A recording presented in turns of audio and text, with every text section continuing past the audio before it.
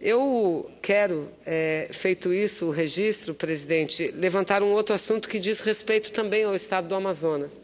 Mas quero chamar a atenção de vocês, vereadores de Parintins, dos senhores, porque há um outro problema semelhante com o município de Parintins e que nós já estamos procurando nos antecipar para que o povo de Parintins não viva a apreensão que pessoas estão vivendo lá em Barcelos. E eu me refiro ao fato, e tratei antes de ontem desse assunto aqui na tribuna, o fato de que há uma ordem, recentemente foi assinada uma ordem judicial, dando um prazo de 30 dias para que aproximadamente 700 famílias, em torno de 639 famílias, residentes do município de Barcelos. O município de Barcelos, para quem não sabe, é um município localizado na região do Alto Rio Negro, o maior município em extensão territorial do Amazonas e creio, não sei se peco, se erro, se falho, mas creio que não, o maior município do Brasil, Barcelos. A sua extensão territorial é maior do que muitos países da Europa, maior do que a França. Mas lá, a aeronáutica, há já algum tempo, entrou com uma ação de reintegração de posse de uma área muito próxima ao centro da cidade, ao centro de Barcelos, e uma área urbana. Eu já tinha tido conhecimento do problema. Estivemos, ainda quando o ministro era o ministro Jobim, ministro da Defesa, estivemos no Ministério da Defesa, no comando da aeronáutica, tratando do assunto, no sentido de construir uma solução negociada para que essas 700 famílias que vivem em Barcelos não sejam obrigadas e não percam as suas casas. E ontem reunimos com um representante da Força Aérea e ele nos relatou, nos confirmou a intenção da aeronáutica de negociar, de buscar uma saída negociada. Ou seja, tratamos desse assunto numa reunião no dia de ontem e foi com muita satisfação que eu obtive essa confirmação de que não há interesse da Força Aérea Brasileira, ou seja, da aeronáutica, por essa área em questão, apesar de existir a ação judicial. E o que eles querem é tão somente preservar a área no entorno das torres de comunicação do aeródromo, ou seja, do aeroporto, que estão instaladas no local. Ou seja, a região onde vivem as famílias, eu repito, em torno de 700 famílias, não é mais de interesse da aeronáutica. Portanto, nós acreditamos que com essa decisão da aeronáutica podemos chegar a um acordo e esse acordo terá de ser feito no âmbito da justiça. O impasse jurídico, senhora presidente, foi criado porque a aeronáutica, como responsável em assegurar a área, foi obrigada, à época, a comunicar à Advocacia Geral da União a existência de famílias no terreno da União. E, caso não fizesse isso, o próprio comando da aeronáutica poderia responder por crime de responsabilidade, porque uma vez que um agente público toma conhecimento de determinado fato, é obrigação deste agente público agir contra esse fato. Entretanto, foi-me explicado ontem que o comando, que desde 2003, entrou em vigência a Lei 10.683, em 2003, e que, por força do artigo 24D desta lei, a competência em relação aos aeródromos do Brasil passou da aeronáutica para a SAC, ou seja, para a Secretaria da Aviação Civil da Presidência da República. Portanto, com essa troca de responsabilidades, diante dessa nova realidade, eu acredito que seja plenamente possível chegarmos ao entendimento diante da decisão do juiz federal Ricardo Salles, a quem eu quero aqui, em relação a quem eu quero fazer um registro da sua justeza, da sua dedicação e da sua responsabilidade.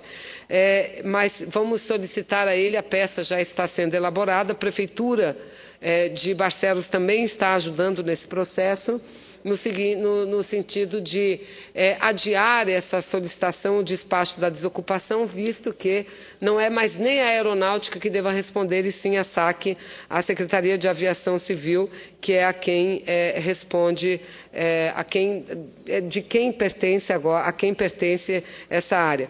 E eu me refiro aqui, senhora presidente, essas famílias aqui eu falei, elas estão localizadas nos bairros de Aparecida, Nazaré, São Francisco e Bairro da Paz. E dizer que posso falar que essas pessoas possam dormir com um pouco mais de tranquilidade, porque nós estamos trabalhando no problema e certamente chegaremos a um bom termo.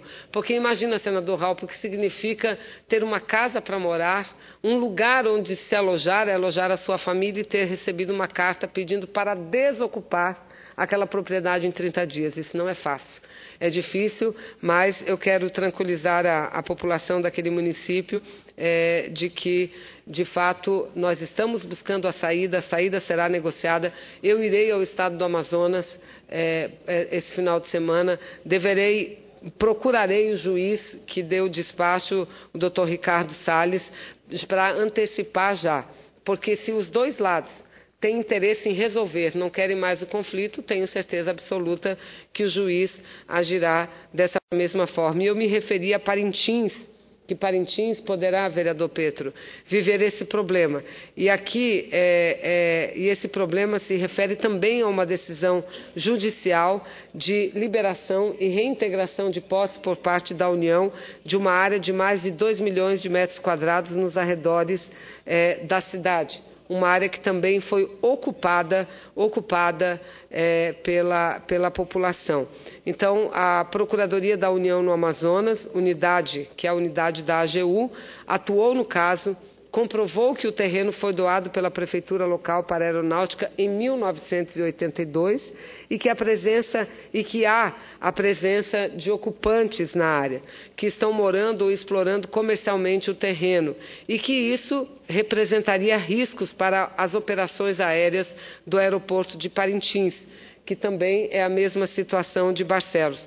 Portanto, a Procuradoria apresentou uma documentação provando que o terreno era da União e que estava ocupado por populares. É uma ação que está na Justiça. Acho que, da mesma forma como acontece em Barcelos, não é um problema de má-fé, mas apenas uma necessidade da população, e que, acompanhando o caso de Barcelos, nós já acompanharemos o caso de Parintins, para evitar que também naquele município moradores sejam despejados de suas casas. São pessoas humildes, pessoas simples, que não usam o terreno ou a área para qualquer tipo de especulação, mas tão somente para ter o seu abrigo, para ter a sua moradia. Era o que tinha que dizer, senhora presidente, e cumprimentar aqui mais uma vez a Casa, agradecer mais uma vez às senadoras, aos senadores, aos líderes partidários, ao presidente Renan, pela importante sessão que tivemos hoje pela manhã.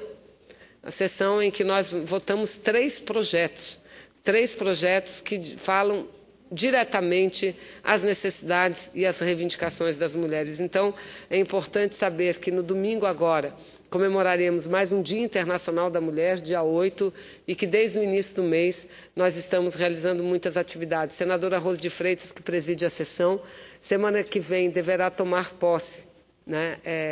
Porque assim está indicada para a presidência da Comissão Mista de Orçamento. E para a gente, senadora Rose de Freitas, Vossa Excelência não tem ideia assim do que representa. Vossa Excelência que já foi vice-presidente da Câmara dos Deputados, o que significa ter, pela primeira vez, uma mulher à frente da Comissão do Orçamento. Porque dizem que mulher é muito competente para dirigir comissão de direitos humanos, comissão de educação, mas que comissão de orçamento é uma comissão para homens, não, é uma comissão para mulheres também. E senadora Rose de Freitas é talvez a maior militante da comissão de orçamento, da comissão. Eu me recordo muito que, quando era deputada federal, ela, ao lado da ex-deputada Laura Carneiro, eram as duas mais ardorosas, debatedoras, partícipes daquela comissão, batalhadoras, e muitas vezes problemas de emendas não só individuais, mas emendas coletivas de bancadas e que tocavam diretamente a questão das mulheres. Eram a elas que nós recorríamos e sempre com muita eficiência elas aprovaram.